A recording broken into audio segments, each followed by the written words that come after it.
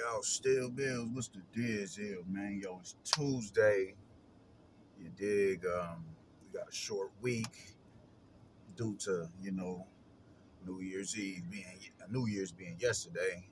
All praises, man. So it'll be faster to get through this week. You dig? That's a beautiful thing. Goddamn it, but peep game, man. We got to get into this shit, man. And that is Stephan Espinoza, man, and what he had to say about the Riyadh card, a couple of weeks back. And I just thought the shit was just utter garbage from what he said. Man, listen, bro. I don't know what y'all gonna learn. I don't get how y'all haven't learned yet, but y'all gonna learn, man. America is not the priority when it comes to these sport. When it comes to boxing in particular, man.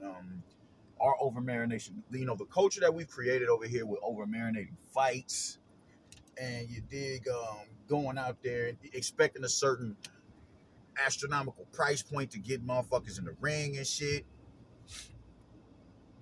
That shit is dead, bro. Like, niggas ain't fucking with that no more, man. Because, that leads to a whole bunch of other shit, man. Niggas is the Twitter fingers and all that. And I don't even mind I don't mind Twitter beefing as long as it transitions into actually niggas getting in the ring, getting busy. I don't mind it. It's funny to me, man. That's how you hype the fight. You know what I'm saying? You get the teeing off on niggas. Jokes is getting thrown. Niggas calling, getting called bitch ass niggas and all that. I don't mind that shit.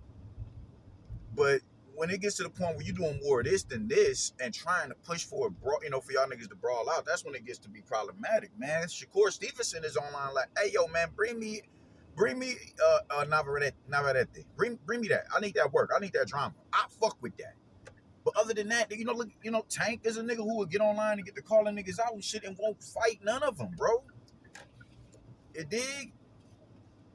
Motherfuckers feel like they're too good to leave the block that they stand on. You dig? I'm in America. I ain't going over there to Andre. I'm gonna go over there and fight him over there and in his neck of the woods, and it ain't even my promotional. It's not my team back in the promotion. Goofy shit like that, man. Just scared to take risk out of preserving your O. You dig? Just out of necessity for preserving your O. We are being lapped. And it's becoming a joke up here, man. Everybody else is starting to see how the Americans move, Brody.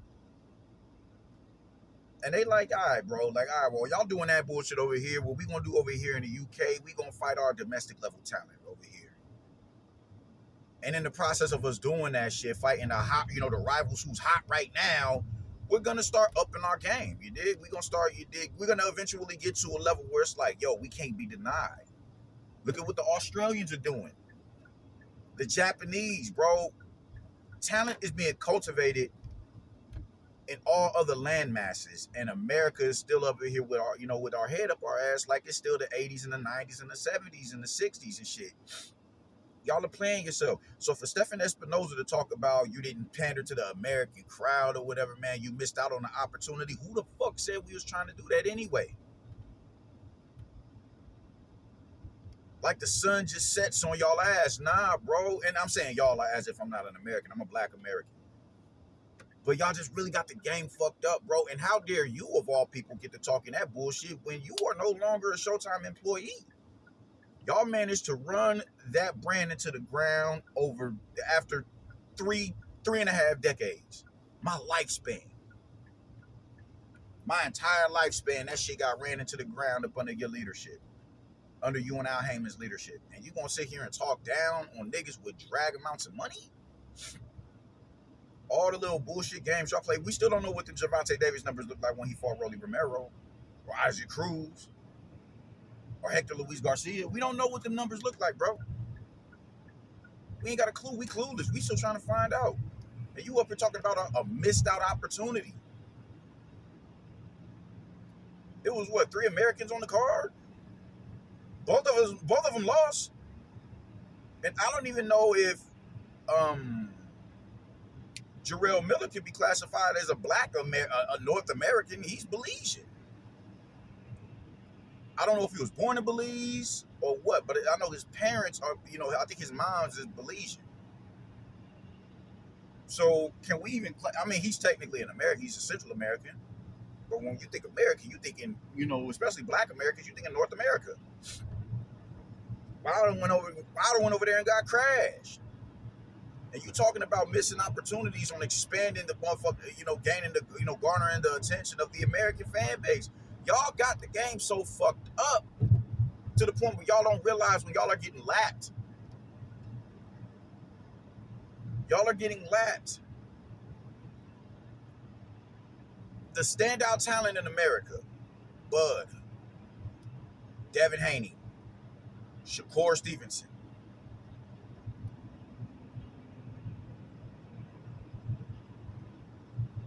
I kind of want to say Tank, but I can't even say Tank right now because of who he's fighting. It's like, nah, I can't even say Tank. I can't say Tank, and I won't say Tank. Keyshawn Davis,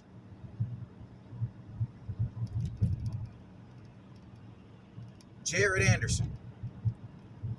Those are the standout talented Shoo. Those are the standout talent Black American fighters. You dig what I'm saying? Those are the standout talents. If you want to go into the Chicanos, you got the Vargas boys.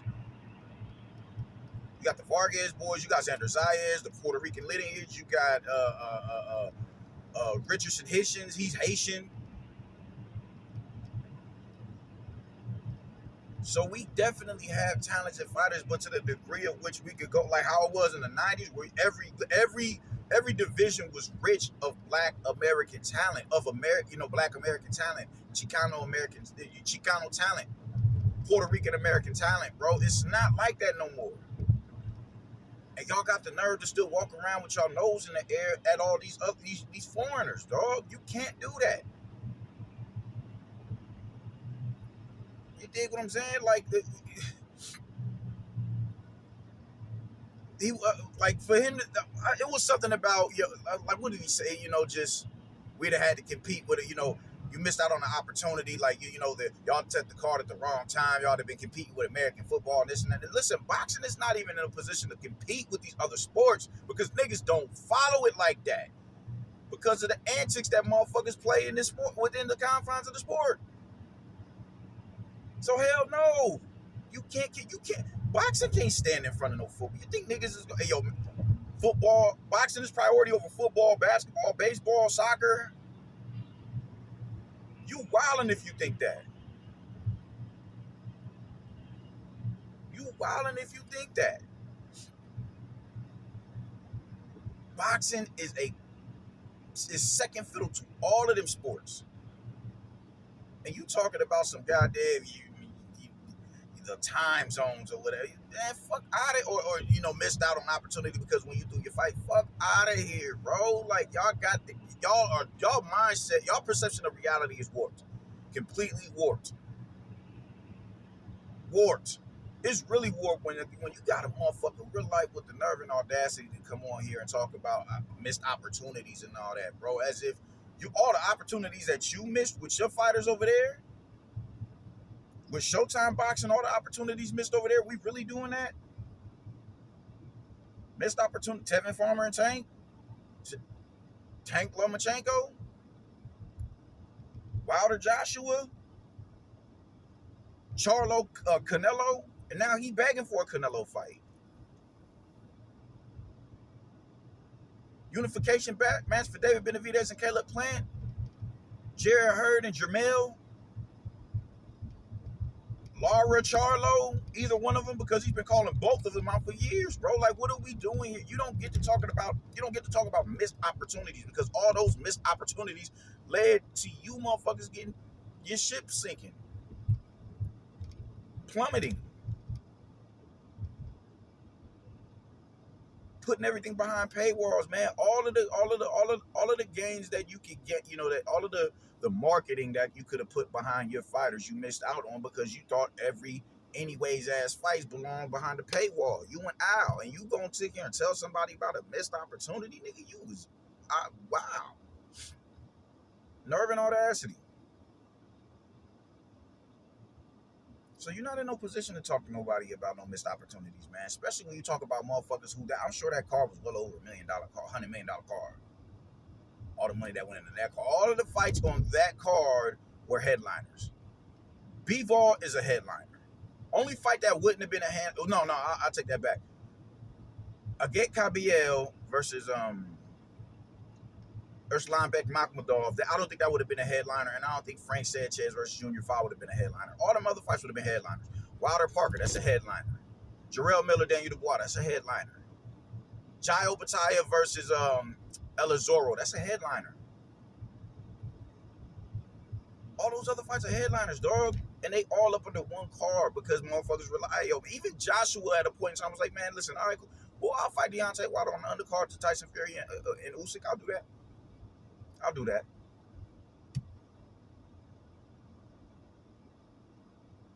That's you getting out of your own way. That's you humbling yourself. Yo, man, I'm on, I'm on a losing streak right now. It is what it is. All right, cool. All right, bet. Cool. Undisputed, trumps my ego.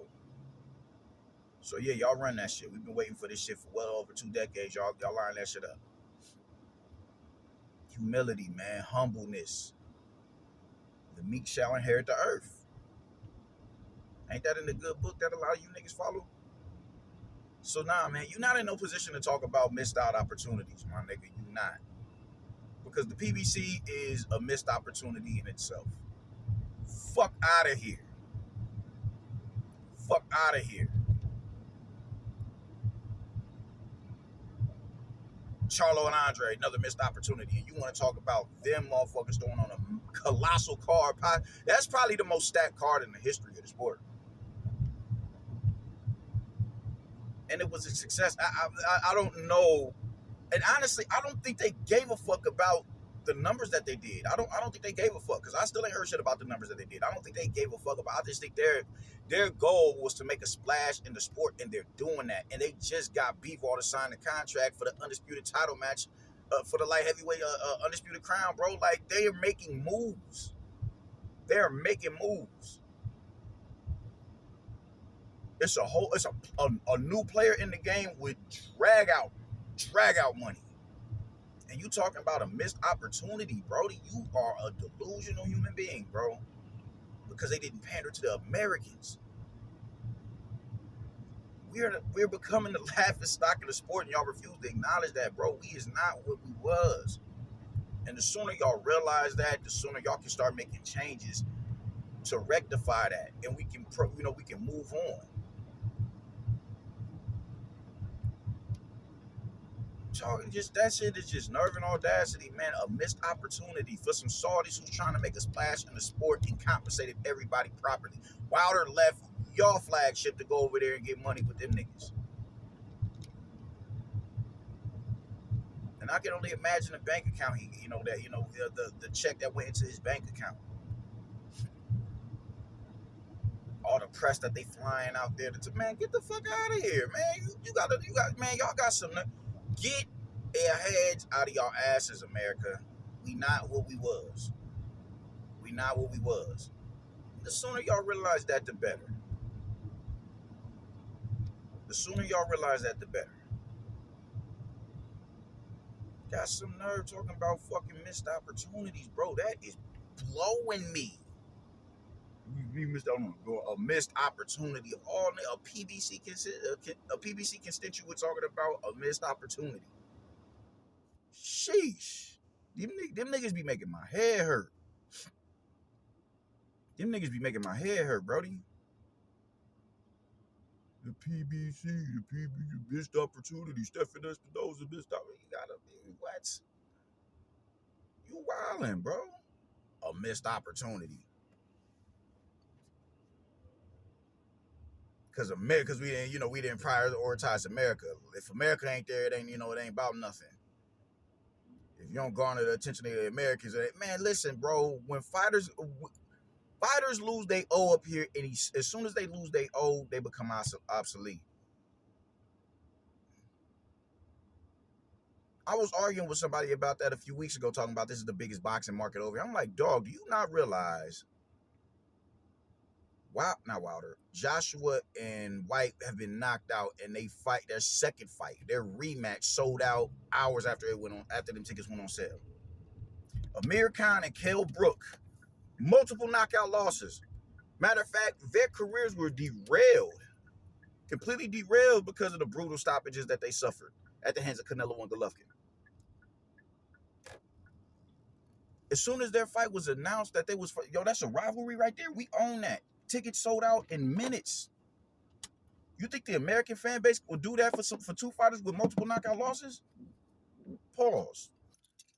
I'm back, my nigga. Let's get into this shit again for the next few minutes. But yeah, you think America, if Earl Spence lost before he fought Bud,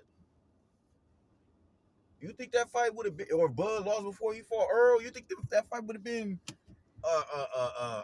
revered as it is, as it revered as it once was, or revered as it was when they fought? No, they're like, man, I don't want to see that shit. Look at how we responded when Joshua got stopped by Andy Ruiz. Look at how we responded to that. Look at just this goes to just no. How is America the priority when we not even mature enough to realize, bro, you're gonna lose a fight. It's a fight. You're gonna lose a fight, and you're not fighting just some anyways ass niggas. You are fighting the best pugilists on the planet. There's only a few percentile people on this earth that can deal with you physically, and you will be ostracized and castigated if you lose to them niggas, bro. But we're the biggest market in the sport. I don't think so. Fighters lose over there all the time. Derek Chisora has a multitude of losses, and he still has a loyal following. Dillian White has been knocked out multiple times, and he still has a loyal following. The American boxing fan is far too immature for us to be the biggest market and the priority in the sport when you have Australia, Japan, the UK. You have all of these different nations that are cultivating talent. Y'all just expect everybody to just throw roses at our feet. So we supposed to say fuck our time zone and what time people is activated and ready to go out and party and enjoy the festivities of the night. We supposed to ignore that shit and have fights at like 8 and 9 in the morning or whatever, just so it's prime time for the American media. No, fuck out of here. Dudes is delusional, my nigga. It's delusional. It's filthy. It's disgusting how you do. Just how y'all think, bro. Just some of the dumbest and most dense-minded niggas I've ever come. I say that so much. I say that often, and I mean that shit, bro. Like, y'all niggas is stupid. America ain't the priority, Brody. We could be again if you motherfuckers start acting. Y'all get some act right and start taking risks and stop with the preserving of your O. It's gonna take us years to remove that stain off our fabric. That perfection shit, chasing perfection. That shit is dumb, and we're suffering for it, man. I'm going to work though, man. I'll get with y'all later. Deuces.